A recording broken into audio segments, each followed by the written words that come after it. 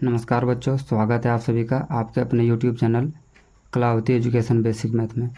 प्यारे बच्चों, आज हम लोग class 9 subject English chapter number 1 में है। इसमें जो भी ऑब्जेक्टिव प्रश्न है उन सभी प्रश्नों को हम लोग देखेंगे। और जो आपका जैक बोर्ड जो झारखंड बोर्ड का एग्ज़ाम होता है वो आप क्लास 9 का जो है सारा प्रश्न ऑब्जेक्टिव होता है। और इसमें जो भी प्रश्न है वो बिल्कुल इम्पोर्टेंट प्रश्न है, महत्वपूर्ण प्रश्न है, जो कि एग्ज़ाम में कई बार पूछा जा चुका है और आने वाले एग्ज़ाम में पूछा जा सकता है।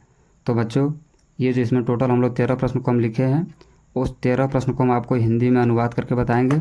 इससे क्या होगा कि आपको समझने में किसी भी तरह का दिक्कत नहीं होगा। तो देखिए बच्चों, जो भी प्रश्न है उसका सारा हम हिंदी में अनुवाद करके आपको बताएंगे, तो याद करने में आपको आसानी होगा। तो आइए बिना देरी का अब शुरू करते हैं और सभी प्रश्नों को आसानी से समझेंगे। तो देखिए बच्चों, पहला जो प्रश्न है हमारे पास वो प्रश्न ये है कि who wrote the fun the had, यानी कि ये जो द फन द हेड है इसका लेखक कौन है। यानी हमारा जो चैप्टर नंबर 1 है, इस चैप्टर का नाम है द फन द हेड। तो इस चैप्टर को लिखा किसने है, तो इसका जो आंसर है वो है इसाक एसिमोव। आपका जो है एग्ज़ाम में बिल्कुल 4 ऑप्शन रहेगा, उस 4 ऑप्शन में है एक ऑप्शन सही होगा। तो वीडियो लंबा ज़्यादा नहीं हो जाए इसके लिए हम केवल और केवल आप लोग के लिए, आप लोग का सुविधा के लिए डायरेक्ट आंसर लिखे हैं। एग्ज़ाम में आपके पास विकल्प रहेगा। तो देखिए बच्चों, इसका जो प्रश्न होगा 2 number, the story the fun the head is set in, यानी कि ये जो मतलब कहानी है, जो स्टोरी है वो किस चीज़ पे आधारित है। तो वो है भविष्य के लिए, कि आप जो भविष्य में जो है हमारा शिक्षा में कैसा कैसा बदलाव हो सकता है। और एक चीज़ आपको बताना भूल गए कि ये जो चैप्टर है आपका द फन द हेड, इसको पहले आप अच्छे से पढ़ेंगे और जब आप पूरा कहानी को पढ़ेंगे तो आपको बिल्कुल अच्छे से समझ में आएगा कि क्या प्रश्न है और इसका आंसर क्या है। अगर आप नहीं पढ़े हैं पूरा चैप्टर, जो है इसी चैनल का जो है प्ले लिस्ट बना हुआ है, उसमें जाके आप चेक करेंगे तो बिल्कुल हिंदी में समझाया गया है पूरा चैप्टर को। तो देखिए, अब तीसरा नंबर प्रश्न को देखते हैं। इसमें देखिए तीसरा नंबर जो प्रश्न है वो ये है कि हाउ ओल्ड इज मार्जी, यानी मार्जी का उम्र कितना था। तो मार्जी का जो उम्र है वो है 11 साल, यानी कि वो 11 ईयर्स ओल्ड। तो मार्जी का जो उम्र है वो कितना है, 11 वर्ष है। फिर अगला जो हमारा प्रश्न है 4 नंबर, इसमें पूछा गया है कि हाउ ओल्ड इज टॉमी। तो टॉमी मतलब टॉमी का उम्र कितना है। तो टॉमी का जो उम्र है हम लोग कहानी में पढ़े थे वो 13 वर्ष की थी। अब नेक्स्ट जो हमारा प्रश्न है 5 नंबर क्वेश्चन, इसमें है कि where did Tommy find the book, यानी कि टॉमी को बुक कहाँ मिला था। तो इसका जो आंसर है इन हिज हाउस, यानी ये जो किताब मिला था उनको, वो उनका घर में मिला था। फिर देखिए 6 नंबर जो यानी जो 6 नंबर हमारा प्रश्न है, इसमें है कि which year has the story been set in, यानी कि ये जो कहानी है कब लिखा गया था। तो ये जो कहानी है 1857 में लिखा गया था। ये बुक में हमें फर्स्ट में ही दिया हुआ है। तो आप किताब को एक बार ज़रूर पढ़ेंगे तो क्या होगा कि आपको जो प्रश्न है बिल्कुल आसानी से याद होगा और समझ में भी सारी चीज़ें आएंगे। फिर देखिए 7 नंबर जो प्रश्न है हमारे पास, इसमें ये है कि who was mister Mrs John, यानी कि जो मतलब श्रीमती जॉन है वो कौन है। तो वो मार्जी की माँ थी। तो इसका जो आंसर होगा मार्जी मदर। फिर देखिए नेक्स्ट जो 8 नंबर प्रश्न है हमारे पास, इसमें है क्या कि मार्जी ऑलवेज हेट। तो मार्जी को हमेशा मतलब जो नफरत होता था वो कहाँ से होता था या किससे होता था।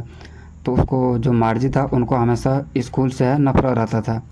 तो इसका जो आंसर होगा वो स्कूल होगा।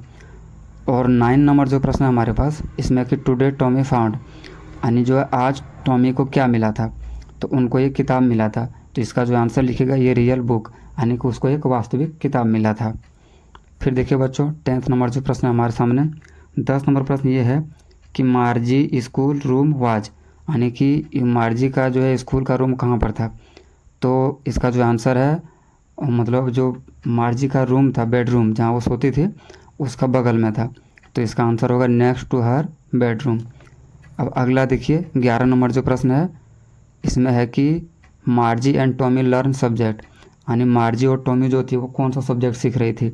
तो वो दोनों हिस्ट्री, ज्योग्राफी और मैथमेटिक्स सीख रही थी। हिस्ट्री का हिंदी में अनुवाद हुआ इतिहास, ज्योग्राफी का मतलब हुआ भूगोल और मैथमेटिक्स का मतलब गणित, यानी कि वो इतिहास, भूगोल और गणित सीखती थी। फिर अगला जो हमारा 12 नंबर प्रश्न है, इस 12 नंबर प्रश्न में है who is the main character of the story the fun the head.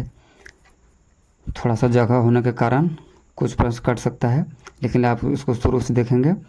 देखिए प्रश्न जो हमारे पास है, who is the main character of the story the fun the had, यानी कि ये जो कहानी है, जो हमारा चैप्टर है द फन द हेड, इसका शीर्षक क्या है, यानी मुख्य पात्र क्या है। हम लोग हिंदी किताब में अक्सर देखते हैं, जो भी चैप्टर पढ़ते हैं उसका लिखा रहता है कि कहानी का शीर्षक क्या है।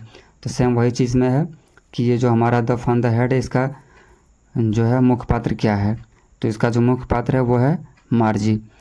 फिर नेक्स्ट जो अंतिम प्रश्न है हमारा, लास्ट प्रश्न, वो 13 नंबर है, 13 नंबर।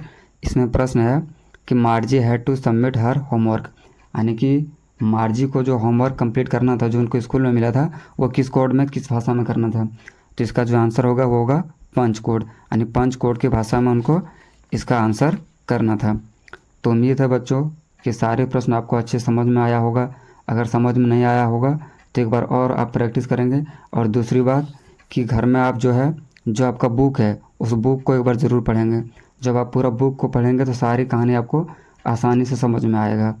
ऐसे ही आपको जो है, जो दूसरा चैप्टर है, बाकी चैप्टर है, सारे चैप्टर का ऑब्जेक्टिव आंसर और क्वेश्चन जो है बिल्कुल आसान तरीके से और हिंदी में मिलेगा। तो उम्मीद है कि आपको वीडियो बहुत अच्छे से समझ में आया होगा। मिलते हैं नेक्स्ट वीडियो में।